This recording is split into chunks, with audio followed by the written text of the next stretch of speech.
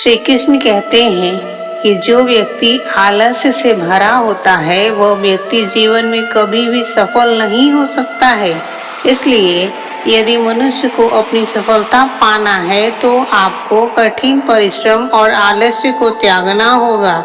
मनुष्य को अपना कोई भी कार्य कल पर नहीं छोड़ना चाहिए, क्योंकि व्यक्ति समय की संपूर्णता को नहीं समझता है और समय को व्यर्थ में बर्बाद करता रहता है। किसी भी व्यक्ति को उसके जीवन में सफल नहीं होने के प्रमुख कारण उस व्यक्ति का स्वयं पर विश्वास की कमी होती है। जीवन में केवल वही व्यक्ति सफल हो सकता है जिसे स्वयं पर भरोसा हो। जिस व्यक्ति को स्वयं पर विश्वास नहीं होता है वह कभी भी सफल नहीं हो सकता है। श्री कृष्ण कहते हैं, यह बात उतना महत्वपूर्ण नहीं है कि आपको जीवन में कितनी बार अपमानित होना पड़ रहा है, बल्कि यह महत्वपूर्ण है कि आप उस अपमान का जवाब कैसे दे रहे हैं। व्यक्ति के पास ज्ञान है जिन्हें व्यक्ति इस्तेमाल कर सारी चुनौतियों को पार कर आगे की ओर बढ़ते जा रहे हैं। यह सबसे महत्वपूर्ण है कि केवल किताबों से ही हमें सीखने को नहीं मिलता है, कुछ मतलबी लोगों से भी बहुत कुछ सीखने को मिलता है।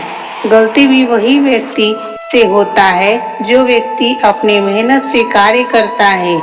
कामचोर की जीवन तो दूसरों की बुराई सोचने में ही निकल जाती है। इज्जत व्यक्ति की नहीं होती है, जरूरत की होती है।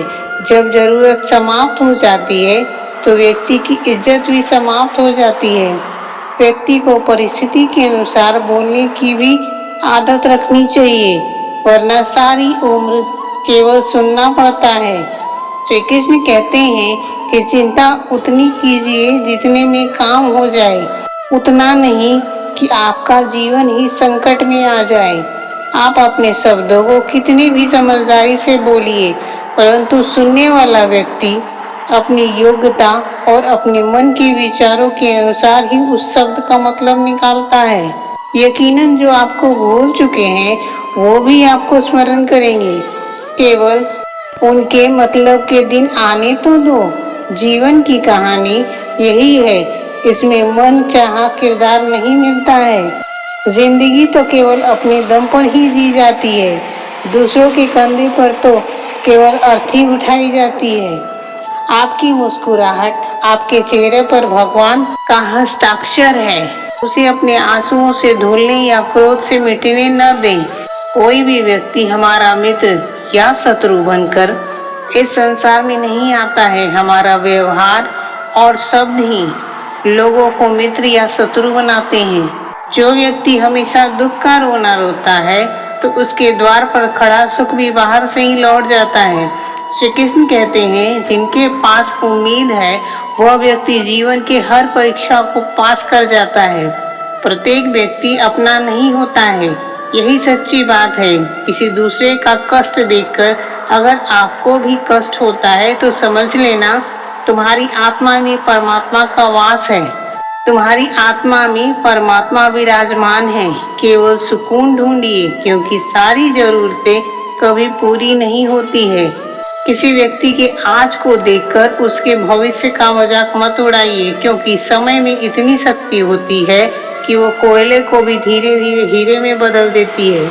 श्री कृष्ण कहते हैं कि विचार कीजिए कि जब हमारा जन्म हमारी मर्जी से नहीं होता है तो मरण भी हमारी मर्जी से नहीं होता है, तो फिर इस जन्म मरण के बीच होने वाली सारी व्यवस्था हमारी मर्जी से कैसे हो सकती है।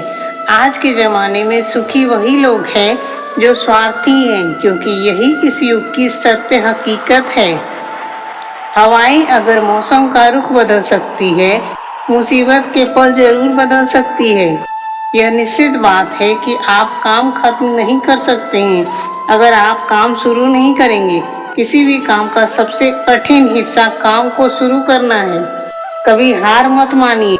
आज अगर कठिन है तो कल इससे बेहतर होगा, लेकिन कल के दिन के बाद सुनहरा होगा। यदि व्यक्ति कुछ करने की इच्छा रखता हो तो दुनिया में कुछ भी असंभव नहीं है। जहाँ दूसरे को समझना मुश्किल हो जाए वहाँ स्वयं को समझा देना ही बेहतर है। शरीर है मिट्टी का, सांसें सारी उधार है। घमंड भी है तो किस बात का, यहाँ तो हम सभी किराएदार हैं। परेशानियाँ तो जीवन का हिस्सा है। जिसने अपनी परेशानियों पर कदम रखा वह जीत गया। जिसने अपनी परेशानियों को सर पर सवार कर लिया वह व्यक्ति लुट गया। जीवन में कई बार बड़ी बड़ी परेशानियों से यूं ही निकल जाते हैं जैसे कोई है जो हमारा साथ दे रहा है, और उसी अदृश्य शक्ति को हम परमात्मा कहते हैं। जब दुनिया साथ छोड़ दे तब ईश्वर आपका हाथ थाम लेते हैं। क्रोध के आगे थोड़ा रुकना सीखो और गलती के सामने झुकना सीखो। जो तुम्हारे हाथ में नहीं है यदि उसका मुंह करोगे तो जीवन नर्क बन जाएगा। जीवन में यह सबक तो मिल गया कि फिक्र में रहोगे तो खुद जलोगे और बेफिक्र रहोगे तो दुनिया जलेगी।